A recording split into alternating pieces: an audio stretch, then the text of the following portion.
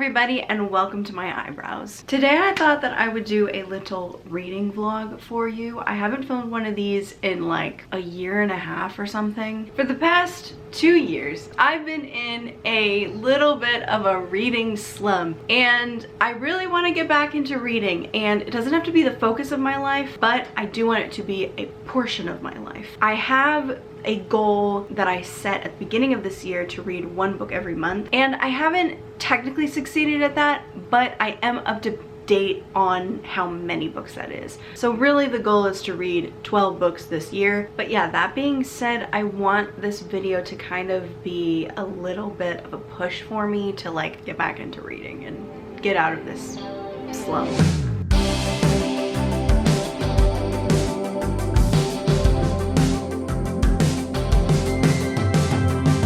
Actually doing the job that I want to do right now. That's crazy. I have a book. I started it. I'll see if I can finish it.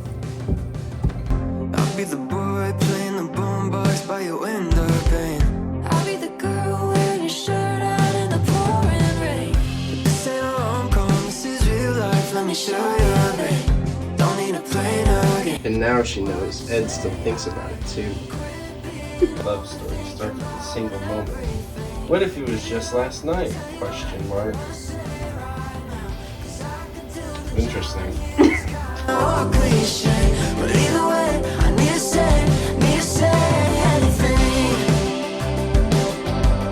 Last night I made it to page 96. I've been reading this for a couple of days now. I was not expecting what happens to happen. Page 73 is when this big thing happens. I kind of thought it wasn't real at first. I thought it was like her envisioning what he might say to her, but it wasn't. It was real. And so that kind of like, I had to be like, wait, what? Let me go back really quick. We'll see what happens next. Definitely took a turn. It's very good so far, don't get me wrong. I'm definitely actually reading, which is kind of the goal of this book, of this video. Anyway, I'm going to continue reading and we'll see where this goes. When you call up, I get thought up like I'm been alright. I get nervous on the surface, ain't a James Dean type. We're just cooped up in a cruiser on a Friday night. We could let it ride. Why'd you say I quit being overthinking about everything? Give it up, tell you what, I wanna say right. I was wondering how that was going to work. That's really sad. I'm really sad. Hello friends, let me adjust this a bit. So I finished the book just last night. Just last night I finished the book. Just last night. What are my thoughts? What are my thoughts? It's kind of, I don't know. It's hard for me to come up with thoughts about books nowadays. Honestly, no, it's not even nowadays, just in general. I feel like once I finish reading a book, I'm done with it. And I'm glad that I read it. I'm like, it was a good time, but like, I don't have any other thoughts other than that. I just kind of want to move on and like not analyze it, if that makes sense. So what did I think about this book? I don't know. It was fine. It wasn't my favorite book, but it was definitely a good book. Mari McFarlane is a great writer. I feel like this is a good book that you can reference for how to structure a book. I feel like it had a different structure than I've ever read before. It's like it's 2 different books in one, if that makes sense. The first half, you're really dealing with the events that happen that create everything that moves forward. And then the second half, there's a little adventure that takes place. There were several parts where I felt like I was getting a little bit lost, where I kind of didn't care. I kind of wanted to just get through it, but I knew that it was going to get better, and that's why I kept going. There was kind of a plot twist there that I wasn't expecting. I cried a little bit. I cried for the characters. What are you doing? My kitty cat is being crazy right now.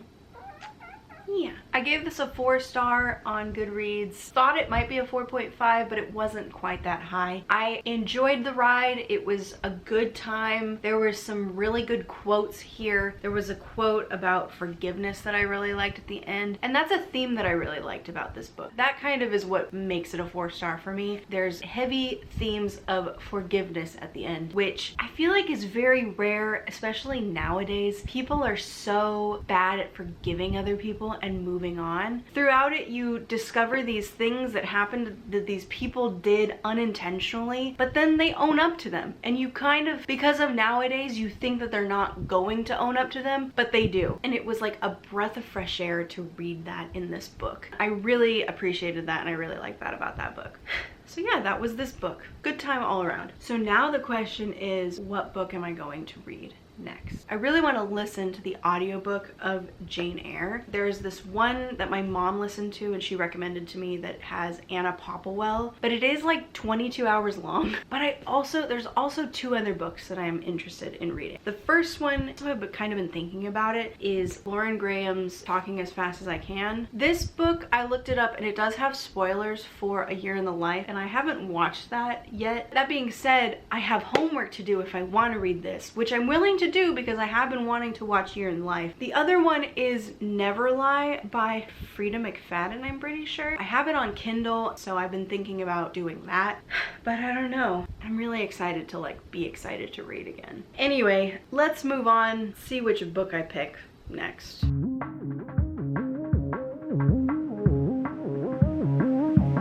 Tell me why that's the first thing that pops up when I'm thinking of building things.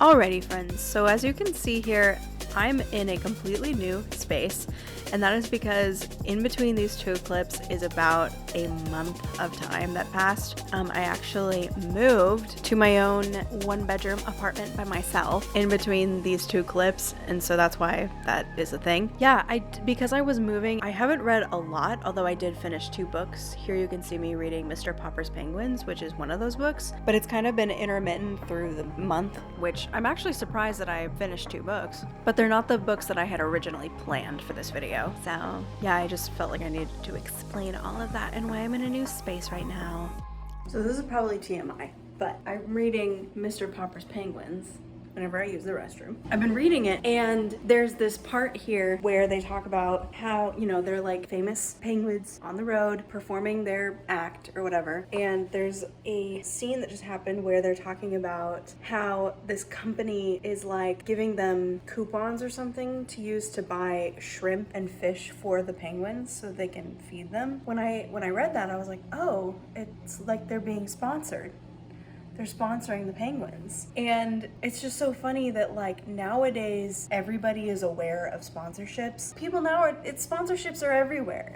Sponsored by Audible, sponsored by NatureBox, sponsored by Skillshare. You know what I mean? We all understand this concept, you know, talking about a product and then being given that product to test out and then talk about it so that people can sell the product, whatever. I just it got me thinking that like when I first read this as a kid, I had no idea what that was. When I was a kid, back in the 2000s, nobody really understood sponsorships and stuff like that unless you literally were working in marketing. Like, marketing has always been a thing. Sponsorships, quote unquote, have always been a thing. They were just known as commercials. But we didn't have this like understanding of them the way that we do now. It wasn't like an everyman thing. Like, it's just very interesting that how the times have changed now.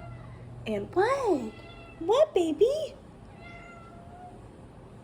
Yeah, I don't know. I just thought that was interesting. Like, the times have changed so much. It's crazy. The next day. Hello everybody, welcome back. So as I said in the voiceover, I was moving, so I didn't read the books that I was planning on reading. I'm still in the process of reading Never Lie, but I'm just not gonna finish it for this vlog because I'm tired of filming this vlog and I want to post it eventually. So as we all know, the first book that I finished was Just Last Night by Barry McFarlane. I still think about the scene at the end. There's kind of a scary moment with the guy's father. It is very hard to read and very sad, honestly a little bit triggering. I'm not gonna lie. As you know, I also read Mr. Popper's Penguins, but a book that I finished before that was this book, Cold Clay by Juno Black. This is a cozy mystery about woodland creatures solving crime. This particular book was very boring because I saw right through it. I knew who the killer was pretty much immediately. So it was hard to kind of get through because of that. The first one was better and I do like the vibe of this series. I'm still gonna read the next book because hopefully it'll be better, and I like the cozy mystery vibe of this. So I'm not gonna like rule out the rest of the series just yet. But this one was definitely like a 2.5 star. And of course I finished Mr. Popper's Penguins, as you saw. This book was, it was a book. This reading vlog is so dumb though because I really don't have many thoughts on this other than the influencer penguin thing. But I mean, it was good to read this again. I picked this up at a little free library, I think, and so it was, I have no thoughts. I'm not a good booktuber. I'm not gonna be a booktuber. I have a feeling that this is like the last reading vlog that I'm ever gonna make. I just don't care enough. I just want to read the book and move on. So my kitty cat is attacking me. Come here. She's so cute. Look at her.